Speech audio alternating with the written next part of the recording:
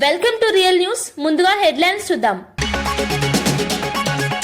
స్థానిక సంస్థల ఫలితాలు కాంగ్రెస్ పాలనకు ముద్ర వేశాయన్న తుమ్మల. రఘునాథపాలెంలో గెలిచిన సర్పంచులకు తుమ్మల ఘన సన్మానం. పంచాయతీరాజ్ నుంచే నాయకత్వం ఎదుగుతుందని తుమ్మల వ్యాఖ్య. గెలిచిన సర్పంచులకు ప్రత్యేక శిక్షణ కార్యక్రమాలు అందిస్తామని మంత్రి హామీ.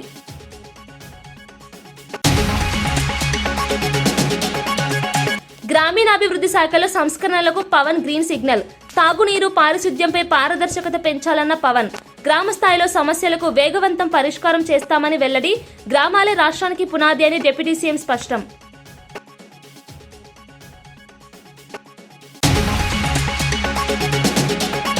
గురుకుల ఫుడ్ పాయిజన్ ఘటనపై హరీష్ రావు తీవ్ర ఆగ్రహం.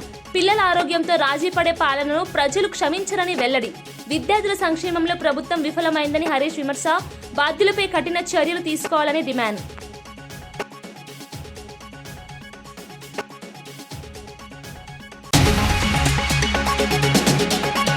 కూటమి పాలనతో విద్యుత్ రంగంలో స్పష్టమైన మార్పులు. రైతులు, పరిశ్రమలకు నాణ్యమైన కరెంటు లక్ష్యమన్న సుభాష్. గత పాలన నిర్లక్ష్యానికి విద్యుత్ రంగం బలైందన్న మంత్రి. విద్యుత్ సంస్థల ఆర్థిక బలోపేతానికి చర్యలు తీసుకుంటామని హామీ. కస్తూర్బా గాంధీ విద్యాలయాలకు సంబంధించిన బంకర్ బెడ్స్ టెండర్లలో భారీ అవకతవకలు జరిగాయని బీఆర్ఎస్ నాయకులు ఆరోపించారు. ఈ కొనుగోలుతో రాష్ట్ర ప్రభుత్వ ఖజానాకు నష్టం వాటిల్లిందని తెలిపారు. 36,288 బెడ్స్ కోసం ఇచ్చిన టెండర్లకు కేవలం 2 సంస్థలకే కేటాయించడం అనుమానాలకు దారితీస్తుందన్నారు. ఒక్కో యూనిట్ ధరను 33,466గా నిర్ణయించడం ద్వారా దాదాపు 100 కోట్ల మేర కుంభకోణం జరిగిందని ఆరోపించారు. విద్యాశాఖ అధికారులు పక్షపాతంగా వ్యవహరించారని విమర్శించారు. ఈ వ్యవహారంపై కోర్టులో పిటిషన్ కూడా దాఖలు చేసినట్లు తెలిపారు. సీఎం రేవంత్ రెడ్డి వద్దే ఉన్న విద్యాశాఖలో ఇలాంటి అవినీతి జరగడం దారుణమని పేర్కొంటూ పూర్తి స్థాయి దర్యాప్తు జరిపించాలని బీఆర్ఎస్ డిమాండ్ చేసింది. ఇది ప్రభుత్వం ఆలోచించాలి. 15,000, 16,000లో అయిపోయేటటువంటి ఒక బెడ్ని 33,666 రూపాయలు కోట్ చేసినారంటే, దాన్ని ఏకపక్షంగా అంగీకరించినారంటే, నార్మల్గా నెలటు వస్తుంది కాబట్టి టెండర్ ముందుకు పోతుంది కాబట్టి వీళ్ళు కొంతమంది పార్టిసిపేట్ చేసి ఉండొచ్చు. కానీ టెండర్ నామ్స్ ప్రకారం 6 నెలల్లో కంప్లీట్ చేయకుంటే కూడా మళ్ళీ అగ్రిమెంట్లు కంటిన్యూ చేసి దాంట్లో రాసుకున్నారు ముందే 5 సంవత్సరాల రూపులో ఎప్పుడు మళ్ళీ మేము అడిగినా ఇదే రేటుకి ఇవ్వాలి. సరే, అవన్నీ ఉంటాయి. ఇవన్నీ కూడా ఎందుకు అంటున్నాను, ఇవాళ నీకు అవకాశం వచ్చింది, పర్చేజ్ అయిపోయింది. కానీ పర్చేజ్ చేసేటప్పుడు ఆ రేట్ ఎవరు నిర్ధారించారు? చాలా సంస్థలు ఉన్నాయి ఇవాళ తెలంగాణ రాష్ట్ర ప్రభుత్వంలోనే. డైరెక్టర్ ఆఫ్ స్కూల్ ఎడ్యుకేషన్ కానీ లేకపోతే సమగ్ర శిక్ష వాళ్ళు డైరెక్టర్ టెండర్లు పిలవాల్సిన అవసరం లేదు. ఇప్పుడు ఎడ్యుకేషన్ ఇన్ఫ్రాస్ట్రక్చర్ కంపెనీ లేకపోతే కార్పొరేషన్ కానివ్వండి, మిగతా కొన్ని కార్పొరేషన్లు కానీ వీళ్ళకు పర్చేజింగ్ యూనిట్స్ లాగా ప్రాపర్ టెండర్ ప్రాసెస్ని చేసేటటువంటి ఒక పూర్తి స్థాయి ఇన్ఫ్రాస్ట్రక్చర్ ఉన్న సంస్థలు ఉన్నాయి. వాటిని విస్మరించి డైరెక్టర్ చేయడంలో ఉన్నటువంటి మతలబేందో కూడా ఇవాళ తేల్చాలి. కాబట్టి నేను ఐఎమ్ రిపీటింగ్ మై స్టేట్మెంట్. ఇది తెలంగాణ రాష్ట్రంలోని కేజీబీవీలకు సప్లై చేయాల్సినటువంటి బంకర్ బెడ్స్ యొక్క పర్చేజ్లో 100 కోట్ల మేరకు అధికంగా రాష్ట్ర ప్రభుత్వ ఖజానాకు నష్టం జరిగేలాగా ఈ టెండర్ జరిగిందని చెప్పేసి ఆరోపణలు వచ్చినాయి. స్థానికంగా ఉన్నటువంటి మైక్రో, స్మాల్, మీడియం ఎంటర్ప్రైజెస్, చిన్న పారిశ్రమదారుల యొక్క హక్కులను కాలరాసి ఏదో ఒక ముంబైకి చెందిన సంస్థకు లాభం జరిగేలా స్థానిక సంస్థ ద్వారా డీలర్గా వ్యవహరించే వాళ్ళకు కట్టబెట్టారని వస్తూ ఉంది. ఏ సంస్థ అయితే బిడ్ దక్కించుకుందో వాళ్లకు 7 సంవత్సరాల నిబంధన వాళ్ళు సాటిస్ఫై చేయకుండా వాళ్ళని అనువదించారని చెప్పేసి వస్తూ ఉంది. అదే బిడ్లో ఒక బిడ్డర్గా ఈ టెండర్ దక్కించుకున్న సంస్థకు ఒరిజినల్ మ్యానుఫ్యాక్చరర్గా ఉండే అతను కూడా పార్టిసిపేట్ చేశాడని చెప్పేసి చెప్తా ఉన్నారు. అది నిజమైతే ఒకటే బిడ్డరు ఒక బిడ్ కాకుండా 3 బిడ్లు వేసినట్టు అవుతుంది. దీన్ని పరిశీలించాలా. ఎందుకు కాలపరిమితి ముగిసిన తర్వాత కూడా మళ్ళీ దాన్ని క్యాన్సిల్ చేయకుండా, ఫ్రెష్ టెండర్లు పిలవకుండా మళ్ళీ వాళ్ళకే కట్టబెట్టారో, ఈ అన్ని ఆరోపణలు అయితే ఉన్నాయో వీటిలోని నిజాన్ని నిగ్గు తేల్చాలని చెప్పేసి కూడా నేను రాష్ట్ర ప్రభుత్వాన్ని కోరుతా ఉన్నాను. ముఖ్యమంత్రి గారు ఉన్నటువంటి విద్యాశాఖ కాబట్టి విచారణకు ఆదేశించాలని కోరుతా ఉన్నాను. విజిలెన్స్ శాఖ కూడా దీన్ని సోమోటో తీసుకోవాలని చెప్తా ఉన్నాను. లేకపోతే దీంట్లో మరింత లోతుగా పరిశీలించి ఖచ్చితంగా ప్రభుత్వ ఖజానా నష్టం కాకుండా ఉండే విధంగా ఏమేం చర్యలైతే తీసుకోవాలనో, ఏ శాఖలకైతే కంప్లైంట్ చేయాలనో, ఎవరి దృష్టికి తీసుకుపోవాలనో పూర్తి స్థాయిలో బీఆర్ఎస్ పార్టీ వైపు నుంచి తీసుకుపోతాం. ఇదేదో వ్యక్తిగతంగా మాడాల్సినటువంటి ఉద్దేశం కాదు. ప్రభుత్వ ఖజానాకు నష్టం జరిగేటటువంటి తెలంగాణ పారిశ్రామికదారులు, చిన్న బిజినెస్ మ్యాన్ ఎవరైతే ఉన్నారో వాళ్ళ హక్కులకు నష్టం కలిగించే విధంగా చేస్తున్న ప్రయత్నాల్ని అడ్డుకోవడమే లక్ష్యంగా ఇవాళ ప్రజల దృష్టికి తీసుకుపోతా ఉన్నాం. ముఖ్యమంత్రి గారు సంబంధ శాఖాధికారులు దీనిలో పూర్తిస్థాయి నిజానిజాలు తేల్చాలి, ప్రజలకు అసలైన నిజాలు తెలియజెప్పాలి, స్థానిక పారిశ్రామికదారులకు న్యాయం చేయాలని చెప్పేసి కూడా నేను భారత రాష్ట్రం తరపున డిమాండ్ చేస్తా ఉన్నాను. 2 ఏళ్ల ముఖ్యమంత్రి రేవంత్ రెడ్డి పాలనలో అమలైన సంక్షేమ పథకాలు సుపరిపాలనకు నిదర్శనమే తాజా స్థానిక సంస్థల ఎన్నికల ఫలితాలు అని మంత్రి తుమ్మల నాగేశ్వరరావు అన్నారు. ఖమ్మం జిల్లా రఘునాథపాలెం మండలంలో కాంగ్రెస్ పార్టీ మద్దతుతో గెలిచిన సర్పంచ్లను ఆయన ఘనంగా సన్మానించారు. ఈ సందర్భంగా తుమ్మల మాట్లాడుతూ పంచాయతీరాజ్ వ్యవస్థ నుంచే నాయకత్వం రూపుదిద్దుకుంటుందని, ఇదే స్థాయి నుంచి మంత్రులు, ముఖ్యమంత్రులు ఎదిగిన ఉదాహరణలు ఎన్నో ఉన్నాయని గుర్తు చేశారు. సర్పంచ్ పదవి ప్రజలకు నేరుగా సేవ చేసే గొప్ప అవకాశమని, ప్రజల్లో మంచి పేరు సంపాదించుకోవాలని సూచించారు. ఎన్నికలు పూర్తయిన అనంతరం గెలిచిన సర్పంచ్లకు అధికారులతో కలిసి ప్రత్యేక శిక్షణ కార్యక్రమాలు నిర్వహిస్తామని తెలిపారు. రాబోయే ఎన్నికల్లోనూ ఇదే స్ఫూర్తి కొనసాగించాలని ఆయన పిలుపునిచ్చారు.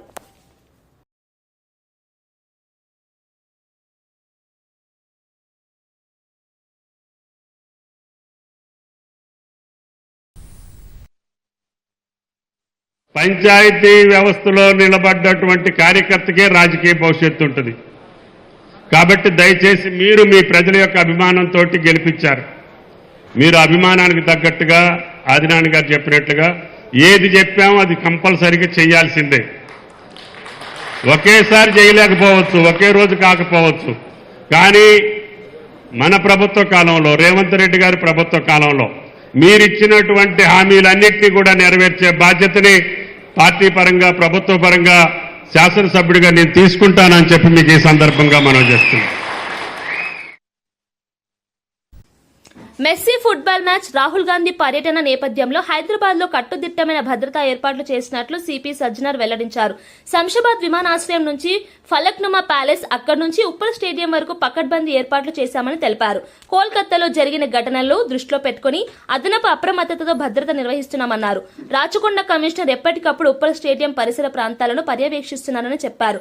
ప్రేక్షకుల రాకపోకలు, ట్రాఫిక్ నియంత్రణ, స్టేడియం లోపలి భద్రతపై ప్రత్యేక చర్యలు తీసుకున్నామని వివరించారు. ఎలాంటి అవాంఛనీయ ఘటనలు జరగకుండా అన్ని విభాగాలు సమన్వయంతో పనిచేస్తున్నాయని సిపి స్పష్టం చేశారు. ఇక్కడ రాహుల్ గాంధీ గారు కూడా వస్తున్నారు, అదేవిధంగా మన ముఖ్యమంత్రి గారు కూడా ఇక్కడ వస్తున్నారు. సో వాళ్ళందరూ కలిసి ఇక్కడి నుంచి ఉప్పల్కి బయలుదేరుతున్నారు. ఇక్కడ మనము పకడ్బందీగా బందోబస్తు ఏర్పాటు చేయడం జరుగుతుంది.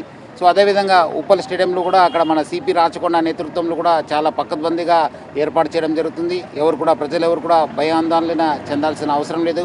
చాలా అంటే చాలా బందోబస్తు చేయడం జరిగింది. సో పోలీస్ చెప్పిన ఇన్స్ట్రక్షన్స్ని అందరూ కూడా పాటించాలి. మనకు పోలీసుకు, రాష్ట్ర ప్రభుత్వం కూడా అందరూ కూడా సహకరించి ఈ ఒక్క మెస్సీ, ఎందుకంటే చాలా లెజెండ్ ప్లేయరు అనే ఇక్కడ వచ్చే హైదరాబాద్ కార్యక్రమాన్ని అందరూ కూడా కలిసి విజయవంతం చేయాలని చెప్పి నేను కోరుతున్నాను. ఉప్పల్ స్టేడియంలో నిర్వహించిన మెస్సీ ఫుట్బాల్ మ్యాచ్ ను వీక్షించేందుకు ఏఐసీసీ అగ్రనేత రాహుల్ గాంధీ హాజరయ్యారు. రాహుల్ గాంధీకి ముఖ్యమంత్రి రేవంత్ రెడ్డి ఘనంగా స్వాగతం పలికారు. అంతర్జాతీయ స్థాయి క్రీడా ఈవెంట్ కు దేశ రాజకీయ నాయకుల హాజరు రాష్ట్రానికి ప్రత్యేక గుర్తింపుగా నిలిచిందని కాంగ్రెస్ వర్గాలు పేర్కొన్నాయి. ఈ మ్యాచ్ ద్వారా తెలంగాణను ప్రపంచ స్థాయిలో క్రీడా వేదిక నిలబెట్టాలనే ఉద్దేశం స్పష్టంగా కనిపిస్తుందన్నారు. యువతను క్రీడల వైపు ప్రోత్సహించడమే ప్రభుత్వ లక్ష్యమని తెలిపారు. మెస్సీ వంటి దిగ్గజ ఆటగాడు పాల్గొనడం వల్ల ఫుట్బాల్ కు మరింత ఆదరణ పెరుగుతుందని అభిప్రాయపడ్డారు. ఈ ఈవెంట్ రాష్ట్ర ప్రతిష్టను అంతర్జాతీయంగా పెంచిందని కాంగ్రెస్ నేతలు వ్యాఖ్యానించారు.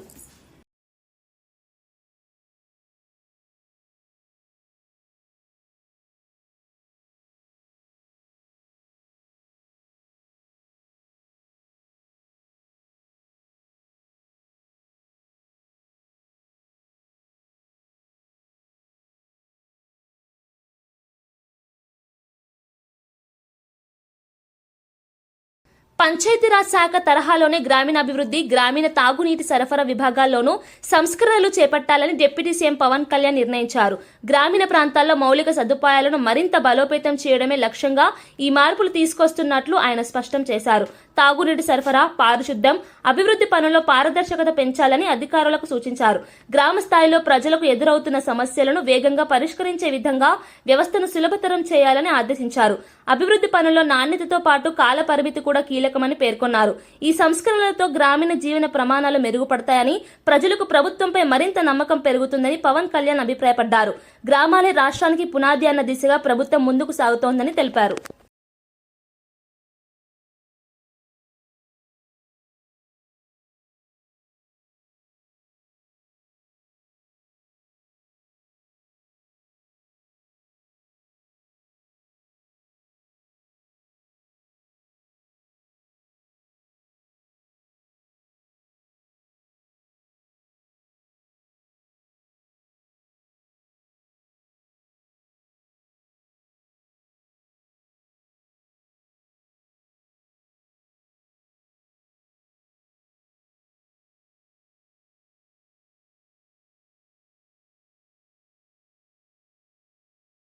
ప్రముఖ సినీ నటుడు రజనీకాంత్ కుటుంబ సమేతంగా తిరుమల శ్రీవారిని దర్శించుకున్నారు.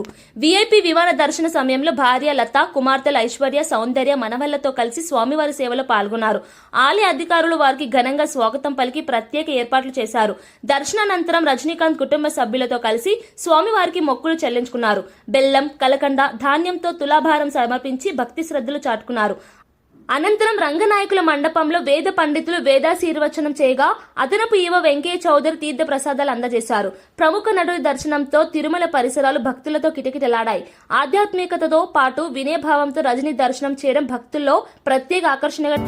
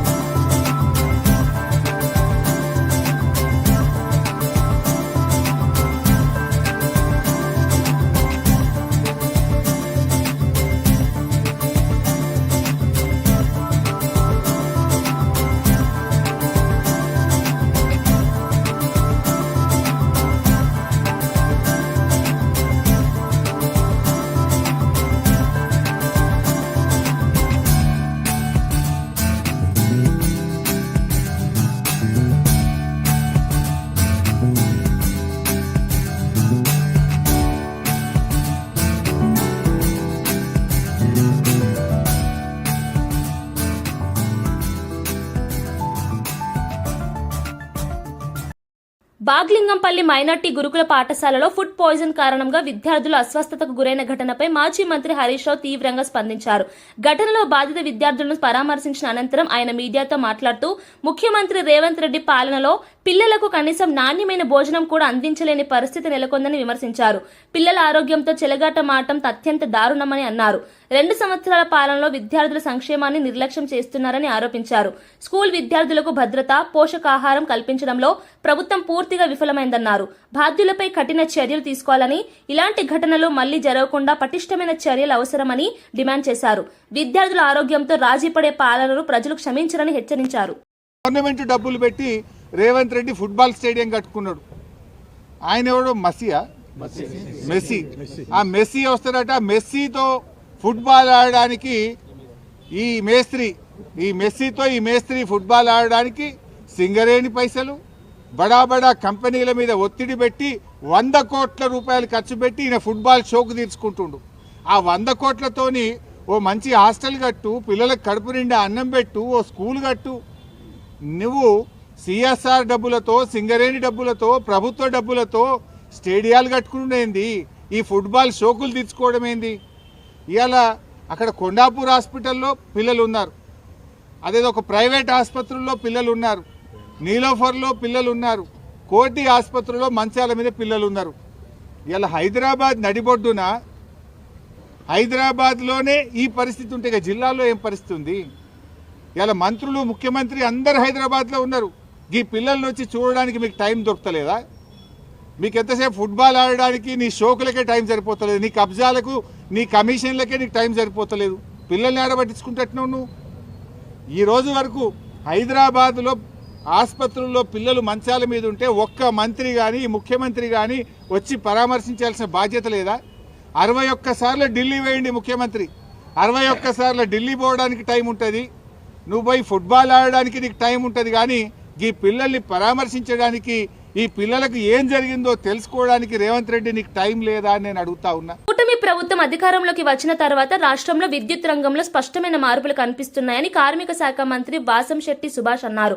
అమరావతిలో జరిగిన మీడియా సమావేశంలో ఆయన మాట్లాడుతూ విద్యుత్ సరఫరా వ్యవస్థను బలోపేతం చేసి పరిశ్రమలు, వ్యవసాయం, గృహ వినియోగదారులకు అంతరాయం లేకుండా కరెంట్ అందిస్తున్నామని తెలిపారు. గత పాలనలో విద్యుత్ రంగం నిర్లక్ష్యానికి గురైందని, ఇప్పుడు సమగ్ర ప్రణాళికతో ముందుకు వెళ్తున్నామని చెప్పారు. రైతులకు నాణ్యమైన విద్యుత్ సరఫరా, పరిశ్రమలకు స్థిరమైన పవర్ అందించడమే ప్రభుత్వ లక్ష్యమన్నారు.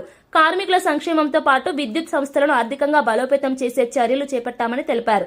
కూటమి పాలనతో రాష్ట్రం విద్యుత్ వెలుగులతో ముందుకు సాగుతోందని మంత్రి సుభాష్ స్పష్టం చేశారు. 175 అంటే 11 ఇచ్చారు. మీకు విశాఖపట్నం మీద అంత కక్ష ఎందుకు? 175 వచ్చిన తర్వాత కూడా నా ప్రమాణ స్వీకారం విశాఖపట్నం నుంచి అని ప్రకటించారు. మళ్ళీ ఓడిన వెంటనే మళ్ళీ మైకిల్ మీదకి వచ్చి మేము చేయవలసిందంతా చేసాం, ప్రజలకు ఎంతో చేసేసాను, నన్ను మోసం చేశారని కన్నీరు పెట్టుకోవడం. అది కాదండి. అసలు 11 ఎందుకు వచ్చినాయి అనేది మీరు రివ్యూ చేసుకుని అక్కడ మీ కార్యకర్తలతోని ప్రజల చేత అనిపించుకున్నారు కాబట్టి ఎందుకు అనిపించుకున్నారని తెలుసుకోండి. అసెంబ్లీకి రావటం, ఆడ పేరు నాని, ఈ కొడాల నాని ఇష్టం వచ్చినట్టు వాగటం, మళ్ళీ వాగిన తర్వాత బూతులు తిట్టిన తర్వాత జగన్మోహన్ రెడ్డి గారి వైపు చూడటం, ఆయన మెప్పు పొందడం కోసం. ఆయన నవ్వుకుంటున్నారా లేదా, లేదంటే టీడీపీ కార్యాలయం మీద దాడులు చేయటం. మీకు అసలు అవగాహనే లేదు పాలన మీద అని చెప్పి ప్రజల మూలన కూర్చోబెట్టారు. కనీసం మంచి విమర్శలను స్వీకరించండి. ప్రజల వద్దకు వెళ్ళి ఎందుకు 11 సీట్లకి ఇచ్చామో తెలుసుకోండి. మరి విద్యుత్ విషయానికి వస్తే 5 సంవత్సరాల్లో 9 సార్లు విద్యుత్ ఛార్జీలు పెంచారు మీరు. మరి ఎన్డీఏ కూటమి వచ్చిన తర్వాత రాష్ట్ర చరిత్రలో ఎప్పుడూ లేని విధంగా విద్యుత్ ఛార్జీ తగ్గించడం జరిగింది. అదేవిధంగా ఈ 5 సంవత్సరాలు కూడా ఎక్కడా పెంచమని కూడా చంద్రబాబు నాయుడు గారు చెప్పడం జరిగింది. అయితే దీంతో పాటుగా కళ నెరవేరిందని కేంద్ర మంత్రి కింజరాపు రామ్మోహన్ నాయుడు తెలిపారు. పొందూరు ఖాదీకి జియోగ్రాఫికల్ ఇండికేషన్ ట్యాగ్ ను అధికారికంగా మంజూరు చేసినట్లు ప్రకటించారు. ఈ గుర్తింపు వల్ల పొందూరు ఖాదీకి అంతర్జాతీయ స్థాయిలో గుర్తింపు లభిస్తుందని అన్నారు. స్థానిక నేయగాళ్లకు ఇది ఆర్థికంగా పెద్ద ప్రోత్సాహమని చెప్పారు. సంప్రదాయ హస్తకళలను కాపాడటమే కాకుండా యువతకు ఉపాధి అవకాశాలు పెరుగుతాయని అభిప్రాయపడ్డారు. ఖాదీ ఉత్పత్తులకు మార్కెట్ విస్తరణకు ప్రభుత్వం చర్యలు తీసుకుంటుందని తెలిపారు. జీఐ ట్యాగ్ తో పొందూరు ఖాదీ బ్రాండ్ విలువ మరింత పెరుగుతుందని, ఇది ఆంధ్రప్రదేశ్ కు గర్వకారణమని కింజరాపు రామ్మోహన్ నాయుడు పేర్కొన్నారు. ఎంతో ఇబ్బంది పడుతున్న ఈ పొందూరు ఖాదీని అభివృద్ధి చేసేందుకు నేను పార్లమెంటు సభ్యుడిగా ఎన్నికైనప్పటి నుంచి ఏదో ఒక కృషి చేస్తూనే వచ్చాను. అందుకు అనుగుణంగా ఏదైనా ప్రాంతానికి ప్రత్యేకంగా నిలిచే ఉత్పత్తులకు ఇచ్చే జీఐ ట్యాగ్ను మన పొందూరు ఖాదీకి కూడా అవసరమని గత 4 సంవత్సరాలుగా పొందూరు ఖాదీకి జీఐ ట్యాగ్ కోసం ప్రత్యేకంగా కృషి చేస్తూ వచ్చాను. 2021వ సంవత్సరంలో జాతీయ చేనేత దినోత్సవం కార్యక్రమంలో పాల్గొనడానికి పొందూరుకు ఆర్థిక శాఖ మంత్రిగా నిర్మలా సీతారామన్ గారు వస్తున్న సందర్భంలో ఢిల్లీలో ఆవిడని కలిసి పొందూరు ఖాదీకి జీఐ ట్యాగ్ ఇవ్వాలని ఆవిడని కోరడం జరిగింది. ఈ జీఐ ట్యాగ్ ద్వారా నకిలీలను గుర్తించి ప్రాంతీయ ఉత్పత్తులకు, చేనేత కార్మికులకు రక్షణ కల్పించి మెరుగైన మార్కెట్ సహకారం అందించే అవకాశం ఉంటుంది. అక్కడితో ఆగకుండా అవకాశం దొరికినప్పుడల్లా పార్లమెంట్లో కూడా పొందూరు ఖాదీ గురించి, అభివృద్ధి గురించి కూడా నేను చెప్పాను. 2022వ సంవత్సరం వర్షాకాల సమావేశాలు నేను అడిగిన ప్రశ్నకు బదులిస్తూ Khadi village and industries commission KVIC ద్వారా తొలిసారి పొందూరు ఖాదీకి జీఐ ట్యాగ్ అప్లికేషన్ సమర్పించబడిందని కూడా ఆనాడు తెలిపారు. అదే సంవత్సరం శీతాకాల సమావేశాల్లో కూడా రూల్ 377 ద్వారా అవకాశం వచ్చినప్పుడు పొందూరు ఖాదీని అభివృద్ధి చేయాలని పార్లమెంటు వేదికగా కోరాను. ఇలా గత 4 సంవత్సరాల ప్రయాణంలో అనేక సమావేశాల్లో పాల్గొని అధికారులకు రిప్రజెంటేషన్ సమర్పించి అవకాశం వచ్చినప్పుడల్లా ఫాలోఅప్స్ చేసుకొని పొందూరు ఖాదీకి జీఐ ట్యాగ్ కోసం ఎంతో కృషి చేశాను. నేడు ఎన్నో సంవత్సరాలు కష్టపడ్డ శ్రమకు ఫలితంగా మన చేనేత కార్మికులు వారసత్వానికి, కష్టానికి సత్కారంగా కేంద్ర ప్రభుత్వంలోని జియోగ్రఫికల్ ఇండికేషన్ రిజిస్ట్రీస్ వారు పొందూరు ఖాదీకి ప్రతిష్టాత్మకమైన జియో ట్యాగ్ని అందించారు. ఎన్నో అడుగులు, ఎన్నో ప్రయత్నాలు ఇవన్నీ కలిసి ఈరోజు ఫలితం ఇచ్చాయి. ఈరోజు నాకు మాత్రమే కాదు, పొందూరులో బట్టనేసిన ప్రతి కుటుంబానికి, ప్రతి చేతికి, ప్రతి నూలు పోగుకి ఒక చరిత్రాత్మక రోజు. ఇది యావత్ శ్రీకాకుళం జిల్లా గర్వపడాల్సిన క్షణం. మన రాష్ట్రం నుండి ఉన్న తిరుపతి లడ్డు, కొండపల్లి బొమ్మలు, బొబ్బిలి వీణ వంటి ప్రతిష్టాత్మక ఉత్పత్తులు పక్కనే నేడు పొందూరు ఖాదీ కూడా స్థానం పొందింది. ఈ ప్రయాణంలో సహకారం అందించిన ఖాదీ అండ్ విలేజ్ ఇండస్ట్రీస్ కమిషన్కు, ఆంధ్ర ఫైన్ ఖాదీ కార్మిక అభివృద్ధి సంఘంకు కృతజ్ఞతలు తెలియజేస్తున్నాను. అలానే వోకల్ ఫర్ లోకల్ అన్న నినాదంతో దేశవ్యాప్తంగా సాంప్రదాయ కళలను ప్రోత్సహిస్తున్న ప్రధానమంత్రి నరేంద్ర మోదీ గారికి, పొందూరు ఖాదీ అభివృద్ధి కోసం నిరంతరం సహకారం అందిస్తున్న ముఖ్యమంత్రి నారా చంద్రబాబు నాయుడు గారికి ఈ సందర్భంగా హృదయపూర్వక ధన్యవాదాలు తెలియజేస్తున్నాను. అయితే ఇది మా ప్రయాణానికి ముగింపు కాదు, ఇది ఆరంభం మాత్రమే. పొందూరు ఖాదీ అభివృద్ధి కోసం స్థానిక ఎమ్మెల్యే సోదరులు కోన రవికుమార్ అన్నగారు ఎన్నో కార్యక్రమాలు చేస్తూనే వస్తున్నారు. రానున్న రోజుల్లో ఇద్దరం కలిసి ఈ జిఐ ట్యాగ్ సహకారంతో పొందూరు ఖాదీని అభివృద్ధి చేసి వ్యవస్థను మరింత బలోపేతం చేస్తాం. చేనేత కార్మికులు మరియు వ్యాపారస్తులు ఆర్థికంగా బలపరచడానికి రుణాలు, సబ్సిడీలు అందిస్తాం. కొత్త యంత్రాలు, డిజైన్, సాంకేతిక శిక్షణలు అందించి వారి కళను ఈ కొత్త కాలానికి అనుగుణంగా ముందుకు తీసుకొని వెళ్తాం. జాతీయ, అంతర్జాతీయ మార్కెట్లో పొందూరు ఖాదీని ప్రముఖంగా నిలబెట్టి ప్రపంచవ్యాప్తంగా ప్రతిష్ట తీసుకొని వస్తాం. మన పొందూరు చేనేత కార్మికులను నేను చెప్పదలుచుకున్న మాట ఒక్కటే, ఇది కేవలం ఓ వస్త్రానికి దక్కిన గుర్తింపు కాదు. మీకు మీ సాంప్రదాయాన్ని మీరందరూ కూడా వదులుకోకుండా ఎన్నో కష్టాలు వచ్చినా మీ కళను నిలబెట్టారు. మీ చేతులు కేవలం బట్టనే కాదు, గౌరవాన్ని, గుర్తింపుని, సంస్కృతిని, చరిత్రను నేశాయి. ఈ జిఐ ట్యాగ్ మీ శ్రమకు దక్కిన ప్రతిఫలంగా మీ అందరికీ కూడా అంకితం చేస్తున్నాను. మనమందరం కలిసి ఇక కొత్త అధ్యాయం మొదలు పెడదాం. మీ ప్రతి అడుగులోనూ నేను మీకు అండగా ఉంటాను. గర్వంతో ముఖ్యమంత్రి రేవంత్ రెడ్డి ఉస్మానియా యూనివర్సిటీకి 2 సార్లు వచ్చి చరిత్ర సృష్టించారని TPCC general secretary Chanagani Dayakar అన్నారు. విద్యార్థులకు ఇచ్చిన మాట ప్రకారం యూనివర్సిటీ అభివృద్ధికి 1000 కోట్లు కేటాయించడంతో బీఆర్ఎస్ నేతలు జీర్ణించుకోలేక డైవర్షన్ రాజకీయాలకు దిగుతున్నారని విమర్శించారు. గత పాలనలో యూనివర్సిటీని పూర్తిగా నిర్లక్ష్యం చేశారని గుర్తు చేశారు. ప్రస్తుతం మౌలిక వసతులు, హాస్టళ్లు, పరిశోధనలకు ప్రభుత్వం పెద్దపీట వేస్తుందన్నారు. విద్యారంగ అభివృద్ధి పట్ల సీఎం ప్రత్యేక శ్రద్ధ చూపుతున్నారని చెప్పారు. విద్యార్థుల భవిష్యత్తును దృష్టిలో పెట్టుకుని ప్రభుత్వం తీసుకుంటున్న నిర్ణయాలు చారిత్రాత్మకమని అభిప్రాయపడ్డారు. గౌరవం పెరిగింది, నిధులు వచ్చినాయి, భవిష్యత్తులో నియామకాలు కూడా రాబోతా ఉన్నాయి. కాబట్టి ఇది తెలంగాణ అభివృద్ధికి ఒక గొప్ప నిదర్శనంలాగా చూడాలి తప్ప దీన్ని కూడా రాజకీయ కోణంలో చూడడం అనేది బీఆర్ఎస్ నాయకులు సరైంది కాదని మేము కోరుతా ఉన్నాం. ఇంకో రకంగా మనం చూస్తే ఇవాళ గౌరవ ముఖ్యమంత్రి రేవంత్ రెడ్డి గారు 2 ఏళ్ల ప్రజాపాలనలో ఒక రోబోలాగా, ఒక యంత్రంలాగా 24 గంటలు ఇవాళ ప్రజల కోసం పనిచేస్తూ ఉన్నారు. కాబట్టి గతంలో 10 ఏళ్లలో ఎన్నడూ జరగని అభివృద్ధి ఇవాళ 2 ఏళ్లలోనే అభివృద్ధి మార్కు తెలంగాణలో ఇవాళ అన్ని ప్రాంతాలలో మనం కనిపించింది. అంటే గత పాలకులు తాత్కాలిక అవసరాల కోసం ఒక కాళేశ్వరమో ఇంకోటి ఒక భూతంలాగా చూపించి ఒక కలెక్టరేట్లు కట్టో లేకపోతే అమరవీరుల స్తూపం కట్టి ఇంకోటి సచివాలయం కట్టి ఇదే అభివృద్ధిలాగా అనుకున్నారు. కాకుండా ఇవాళ ముఖ్యమంత్రి రేవంత్ రెడ్డి గారు వచ్చిన తర్వాత 2 ఏళ్లలో ఇవాళ 2047 విజన్ పేరుతోని భవిష్యత్తు తరాలకు విద్య, ఉపాధి, ఉద్యోగ అవకాశాలు, పెట్టుబడి దిశగా ఇవాళ భవిష్యత్ తరాల స్టేడియంలో జరగనున్న మెస్సీ ఫుట్బాల్ మ్యాచ్ కు భారీ భద్రత ఏర్పాట్లు చేసినట్లు డీజీపీ శివధర్ రెడ్డి తెలిపారు. కోల్కతాలో ఇటీవల జరిగిన ఘటనలను దృష్టిలో ఉంచుకుని తెలంగాణలో పూర్తి అప్రమత్తతతో ఏర్పాట్లు చేస్తున్నామని చెప్పారు. రాత్రి 7:15 మెస్సీ స్టేడియానికి చేరుకుంటారని వెల్లడించారు. ఈ మ్యాచ్ పూర్తిగా క్రీడా స్ఫూర్తితో ఫుట్బాల్ ను ప్రోత్సహించే ఉద్దేశంతో నిర్వహిస్తున్నామని స్పష్టం చేశారు. మొత్తం కార్యక్రమం సుమారు గంట సేపు కొనసాగుతుందని తెలిపారు. భద్రతా సిబ్బంది, ట్రాఫిక్ నిర్వహణ, ప్రేక్షకుల నియంత్రణపై ప్రత్యేక దృష్టి పెట్టామని అన్నారు. ఎలాంటి అవాంఛనీయ ఘటనలు జరగకుండా అన్ని శాఖలు సమన్వయంతో పనిచేస్తున్నాయని డీజీపీ తెలిపారు. ఫస్ట్ థింగ్ అర్థం చేసుకోవాల్సింది ఏంటంటే ఇది ఒక ఫుట్బాల్ గేమ్ మ్యాచ్ కాదు. ఇక్కడ ఫుట్బాల్ క్రీడను బాగా పెంపొందించేందుకని చెప్పి ప్రజలలో అందుకు ఆయన ఒక విశ్వవిఖ్యాతుడైనటువంటి ఫుట్బాల్ ప్లేయర్ కాబట్టి మెస్సీ ఆయన ఇక్కడ వస్తున్నాడు. కాబట్టి ఆయన ద్వారా మనకు హైదరాబాద్లో పాత ఫుట్బాల్ కల్చర్ని మళ్ళీ రివైవ్ చేయడానికి అని చెప్పి మళ్ళీ దానికి పునరుద్ధరణ చేయడానికి అని చెప్పి చేస్తున్న ప్రోగ్రామ్ ఇది క్రికెట్ మ్యాచ్ అని, ఫుట్బాల్ మ్యాచ్ అని చెప్పి అనవసరంగా రాంగ్ ఇంప్రెషన్లో పోకూడదు. అందులో ఏంటంటే ఇక్కడికి మన మెస్సీ, లయనల్ మెస్సీ ఆయన 7:15 టైంలో వస్తాడు ఇక్కడికి మనకు ఇచ్చిన ప్రోగ్రాం ప్రకారము, మినిట్ ప్రోగ్రాం ప్రకారము. అయితే 7:50 నుంచి 7:30 వరకు ఒక 15 మినిట్స్ పాటు 7 సైడ్ మ్యాచ్ అవుతుంది. అంటే ఒక టీంలో 7 ఉంటారు. ఒక్కొక్క టీంలో. సో మొత్తం 14 మంది మ్యాచ్ ఆడతారు. అందులో ఏంటంటే ఈవెన్ ఫుట్బాల్ గ్రౌండ్ కూడా దాన్ని 60% తగ్గించారు. దాన్ని ఫుట్బాల్ గ్రౌండ్ మీకు తెలిసి పెద్దగా ఉంటుంది, దాన్ని 60% తగ్గించారు. తర్వాత గోల్ పోస్ట్ కూడా చిన్నగా ఉంటాయి. అదేంటంటే ఒక చిన్నపాటి ఎగ్జిబిషన్ మ్యాచ్ జస్ట్ 15-20 మినిట్స్ అనమాట.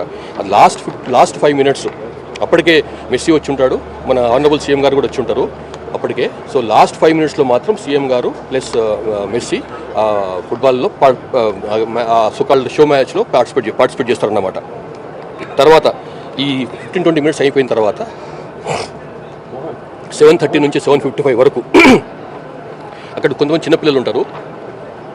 4 గ్రూపులుగా వాళ్ళు విభజించిన వాళ్ళని 4 గ్రూపులుగా విభజించినటువంటి పిల్లలతోని మెస్సీ వాళ్ళకు బేసిక్ టెక్నిక్స్ నేర్పిస్తాడు అనమాట. ఫుట్బాల్ టెక్నిక్స్ నేర్పిస్తాడు. అది ఉంటుంది ఒక 25-30 మినిట్స్ ఉంటుంది ఆ ప్రోగ్రామ్. అది టికిటాకా కాన్సెప్ట్లో భాగంగా చేస్తున్నారు. అది తర్వాత ఇంకొక 10 మినిట్స్ పాటు తర్వాత అంటే 7:55కి అయిపోద్ది అనుకుంటున్నాం. ఇది ఈ టికిటాకా కాన్సెప్ట్, ఈ చిన్న పిల్లలకి ఫుట్బాల్ నేర్పించే కాన్సెప్ట్. అది గ్రామీణాభివృద్ధి ద్వారానే గాంధీజీ స్వప్నాన్ని సాకారం చేయవచ్చని మంత్రి పొన్నం ప్రభాకర్ పేర్కొన్నారు. సిద్దిపేట జిల్లా హుస్నాబాద్ ఎమ్మెల్యే క్యాంపు కార్యాలయంలో నూతనంగా గెలిచిన కాంగ్రెస్ పార్టీ సర్పంచ్లు, వార్డు సభ్యులను ఆయన సన్మానించారు. ఈ సందర్భంగా మాట్లాడుతూ గ్రామాల్లోని సమస్యలను అధికారుల దృష్టికి తీసుకెళ్లాలని సర్పంచ్లను కోరారు. ఎన్నికల కోడ్ ముగిసిన వెంటనే గ్రామాలకు అవసరమైన అభివృద్ధి ప్రతిపాదనలు అందిస్తే నిధులు మంజూరు చేస్తామని హామీ ఇచ్చారు. ప్రజాప్రభుత్వంలో గ్రామాల అభివృద్ధికి ప్రథమ ప్రాధాన్యం ఉంటుందని తెలిపారు. శాతవాహన యూనివర్సిటీ అభివృద్ధికి 100 కోట్లు కేటాయించాలని ముఖ్యమంత్రిని కోరుతామని వెల్లడించారు. సర్పంచ్లు ప్రజలకు న్యాయం చేస్తూ గ్రామాలను ఆదర్శంగా తీర్చిదిద్దాలని పిలుపునిచ్చారు.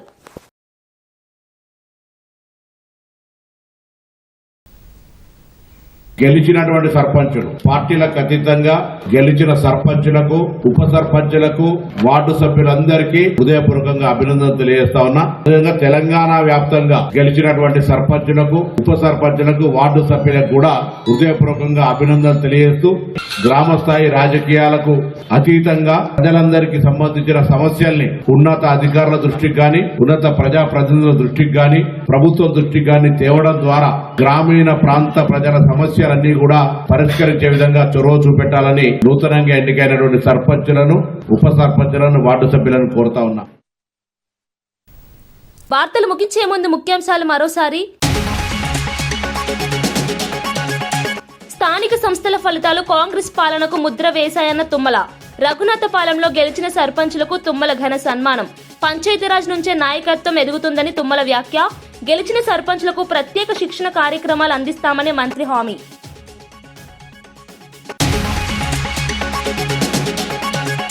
గ్రామీణాభివృద్ధి శాఖలో సంస్కరణలకు పవన్ గ్రీన్ సిగ్నల్. తాగునీరు, పారిశుద్ధ్యంపై పారదర్శకత పెంచాలన్న పవన్. గ్రామ స్థాయిలో సమస్యలకు వేగవంతం పరిష్కారం చేస్తామని వెల్లడి. గ్రామాలే రాష్ట్రానికి పునాది అని డిప్యూటీ సీఎం స్పష్టం.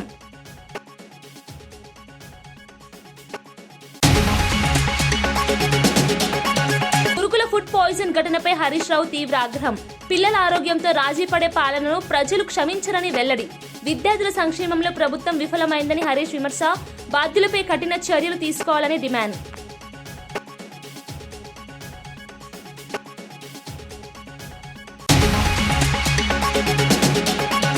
కూటమి పాలనతో విద్యుత్ రంగంలో స్పష్టమైన మార్పులు. రైతులు, పరిశ్రమలకు నాణ్యమైన కరెంటు లక్ష్యమన్న సుభాష్. గత పాలన నిర్లక్ష్యానికి విద్యుత్ రంగం బలైందన్న మంత్రి. విద్యుత్ సంస్థల ఆర్థిక బలోపేతానికి చర్యలు తీసుకుంటామని హామీ. ఇవి ఈనాటి వార్తా విశేషాలు. మరో బులెటిన్లో మళ్ళీ కలుద్దాం. నమస్కారం.